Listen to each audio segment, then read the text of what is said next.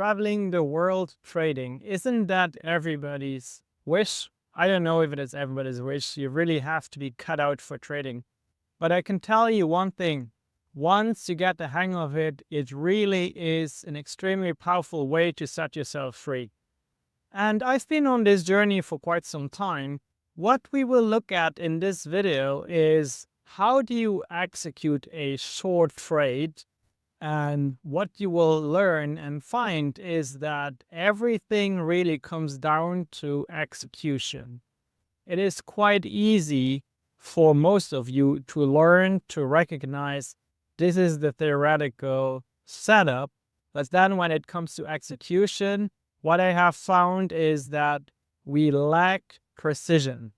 Precision and patience, that's really the key. As you may know, I really love AI, and the following video that shows you how to execute a short trade, one cool thing about it is that it represents me, but the entire video was actually my AI twin. So do let me know how you like that. But let's get straight into the example. I'll show you how this short trade unfolded and what you need to be looking for. Specifically a shooting star short setup. And if you find the video at all helpful, you know what to do. You can subscribe and like the video, share it with someone. But also in the description, I will put a link to a short course. It's 4 videos that breaks down exactly how I make a living in crypto. I actually live the crypto lifestyle. I'm not just trading a little bit here or there. This is what I'm doing.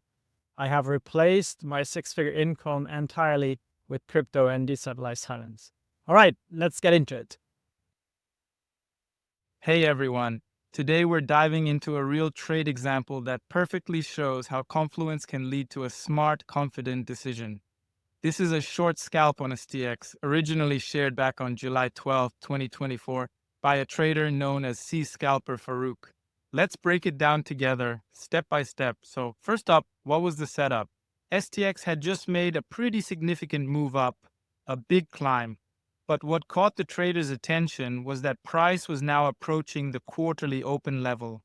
This was shown by something called the Spaceman BTC indicator, which highlights major levels like quarterly opens that institutional traders often watch closely. So we're not just looking at a random price. We're near a historical line where big players might take action. At the same time, the chart showed a rounded top. Now, if you're new to that term, think of it like this. Instead of sharp spikes, the price started to curve over, showing a loss of momentum. Buyers were running out of steam, and right near the top of that curve, we saw a shooting star candle. If you've never seen one, picture a small body at the bottom and a long wick stretching upward. That wick tells a story. The price tried to push higher, but got smacked back down by sellers. Classic rejection. So far, we've got a price hitting a major level, a weakening pattern, and a bearish candle. But it doesn't stop there. Next came the structure break. Price closed below a recent low, breaking support. That's when a setup turns from a maybe into a yes. And right after that, a strong red candle, what the trader called a one-shot candle, dropped decisively. Momentum confirmed. Now the chart also highlighted an old order block, basically a zone where price had previously reacted. This added context and probably served as a target area or confirmation that this zone mattered. And of course, risk management. The stop loss was placed just above the high of the shooting star candle. So if price had unexpectedly reversed, you're out, no guessing. Target was a small shaded green box around 1.625, a tight range because this was a scalp. Quick in, quick out. So here's the recap. Price climbed into a major resistance level. A rounded top formed, showing weakness.